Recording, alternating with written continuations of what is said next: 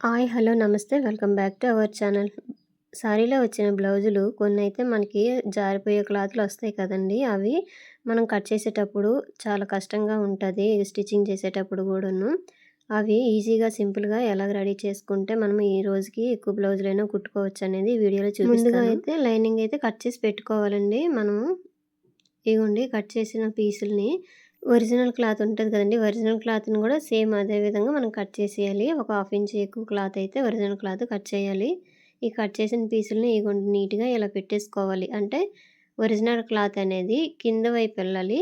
లోపల అంటే ఉల్టా అనేది లోపల వైపుకుండాలి. సీదా అనేది క్రింది వైపుకుండాలి. దాని మీద ఏమొచ్చి ఇగోండి నేను చూపిస్తున్నాను కదా! గమ్ బాటిల్ ఒకటైతే తీసేసుకోవాలండి. ఫ్యాబ్రిక్ గమ్ అంటే షాప్‌లోనే ఇస్తారు. ఇగోండి ఇలాగ మనము ఇగోండి ఇప్పుడు నెక్ రౌండ్‌గొచ్చింది కదా! ఆ రౌండ్ దగ్గర ఇలాగ డ్రాపులు అంటే చిన్న చిన్నవి ఇలా పెట్టేసుకొని, ఈ సైడ్‌ని చంక దగ్గర ఇలా పెట్టేసుకొని, ఈ క్రిందని అండ్ మొత్తం ఈ విధంగా వీడియోలో చూపిస్తున్నాను చూడండి. మీకు అర్థమైతది. ఈ విధంగా పెట్టేసుకొని ఇలా రఫ్ చేసుకొని, అయితే ఈ రఫ్ చేసుకునేక మనము ఐరన్ బాక్స్ అయినా ఐరన్ చేసుకోవచ్చండి. అంటేస్తది. లేదంటే మనము గాలికైనా కొద్దిసేపయితే ఉంచిస్తే అది అంటేసుకుంటదండి.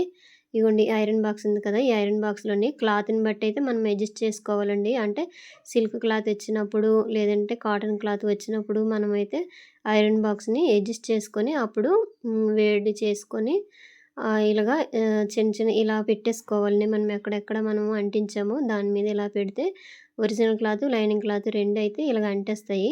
కాకపోతే మనము ఐరన్ చేసేటప్పుడు జాగ్రత్తగా చేసుకోవాలండి. ఎందుకంటే సిల్క్ క్లాత్‌కి సంబంధించిన ఎంత వేడి ఉండాలో అంతవరకైతే మనం పెట్టేసుకోవాలి. లేదంటే బ్లౌజ్ అనేది కాలిపోతది.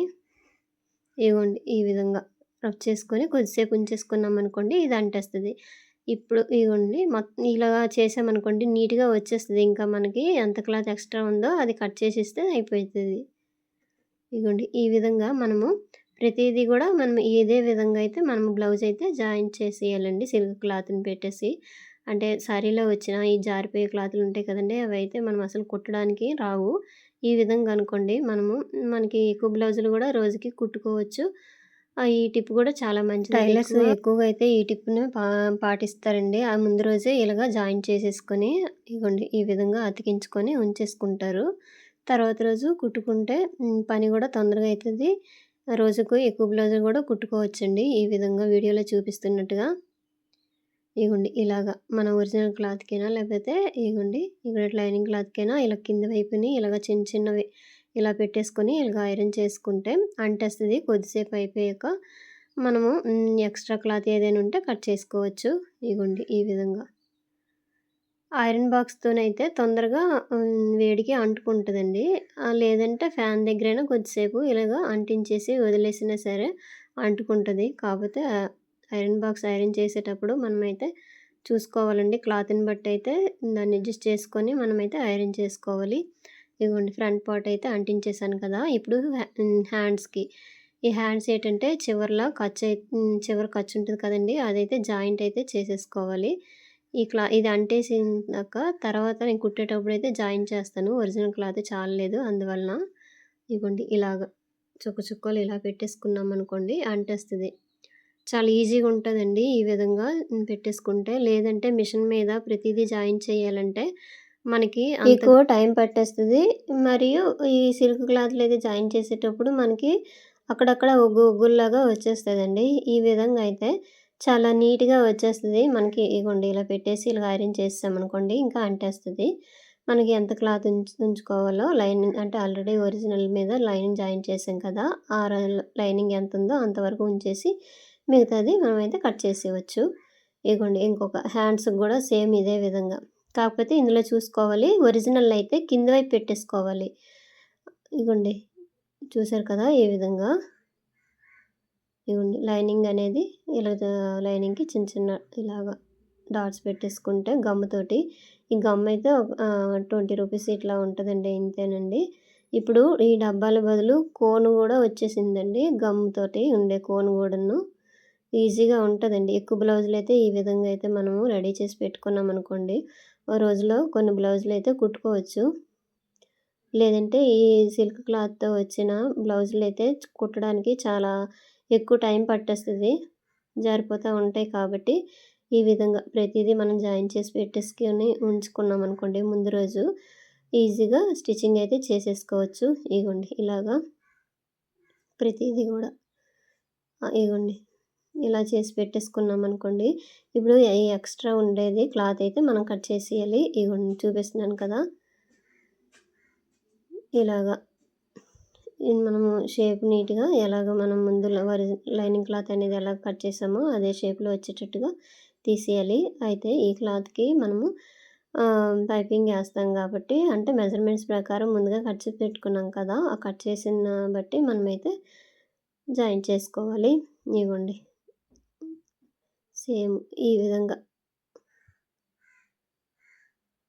మన క్లాత్ ఎక్స్ట్రా ఏదుందో అంతా ఇలా కట్ చేసామనుకోండి ఈజీగా ఉంటది. ఇలాగే మనము ఏ బ్లౌజులైనా మనమైతే రెడీ చేసుకోవచ్చు. అంటే సిల్క్ బ్లౌజులైతే మనకి ఎక్కువ పనైతే రెడీ చేసి పెట్టుకున్నామనుకోండి పనైతే తొందరగా అయితది. కాకపోతే మనకి స్టిచ్చింగ్ చేసేటప్పుడు గూడా ఈజీగా ఉంటది. ఇంకేం అవసరం లేదు. మనం అక్కడ జాయిన్ చేసుకోక్కర్లేదు. ఇక్కడ ఆల్రెడీ జాయిన్ చేసేసాం కదా! అందువలన ఇగోండి ప్రతీదీ ఈ విధంగా మనము ఎంత క్లాత్ అయితే ఉంచుకున్నామో అంతవరకు ఉంచేసి మిగతాదైతే మనం కట్ చేసేయాలి. ఇగోండి ఇలాగా ఈ ఒరిజినల్ మీద లైనింగ్ పెట్టేసి ఇలా గమ్ముతో జాయిన్ చేసుకుంటే చాలా ఎక్కువ బ్లౌజులైతే మనమైతే రోజుకి స్టిచ్చింగ్ చేసుకోవచ్చండి. ఎక్కువ మంది టైలర్స్ పాటించే టిప్స్ అయితే ఇవేనండి. ముందుగా అన్నీ పెట్టేసుకొని ఉంటారు. జాయింట్ చేసేసుకొని ఇలాగ ఐరన్ చేసుకొని ఉంటారు. దాని ప్రకారం ఈజీగా కుట్టేయవచ్చండి. ఇగోండి ఇలాగా నీట్‌గా మనము ఇగోండి రౌండ్ మొత్తం తీసేయాలి. ఈ సిల్క్ క్లాతులకే కాదండి కాటన్ బ్లౌజులు గూడా వచ్చేటప్పుడు గూడా ఈ టిప్స్ పాటించొచ్చు పర్వాలేదు. కాకపోతే సిల్క్ క్లాతులు ఏంటంటే మనం కుట్టేటప్పుడు జారిపోతాయి కాబట్టి ఈ విధంగా ముందుగా గమ్‌తో జాయిన్ చేసుకుంటే మనకి ఈజీగా ఉంటది కుట్టుకోవడానికి. ఇగోండి ఒక గమ్ తెచ్చుకుంటే దగ్గర 20 బ్లౌజుల వరకైతే మనం ఇలాగైతే జాయిన్ చేసుకోవచ్చండి. ఒక గమ్ బాటిల్ తెచ్చేసుకుంటే. ఇగోండి చూసారు కదా! ఇంకేం లేదు. ఇప్పుడు ఆల్రెడీ కట్ చేసాం కాబట్టి ఇంకా స్టిచ్చింగ్ చేసేయవచ్చు ఈజీగా. ఇంతేనండి. సింపుల్‌గా అయితే ఈ విధంగా అయితే మనం రెడీ చేసి పెట్టుకోవచ్చు. చూసారు కదా! ఫ్రంటు, బ్యాకు మొత్తం హ్యాండ్స్ అన్నీ మనము ఎలాగ ముందు లైనింగ్ అనేది కట్ చేసి పెట్టుకుంటాం కదా! లైనింగ్ ప్రకారం ఉంచేసి మిగతా క్లాత్ ఇగోండి కటింగ్ చేస్తున్నాను కదా! ఈ విధంగా కట్ చేసేస్తే సింపుల్‌గా ఉంటదండి బ్లౌజు. ఇలాగైతే మనము ఎన్ని బ్లౌజులైనా ఇగోండి చూసారు కదా! ఇవైతే నేను ఫ్యాన్‌కి ఆరబెట్టానండి. అంటే ఈ విధంగా గూడా చేసుకోవచ్చని ఐరన్ బాక్సే ఉపయోగించుకోక్కర్లేదు.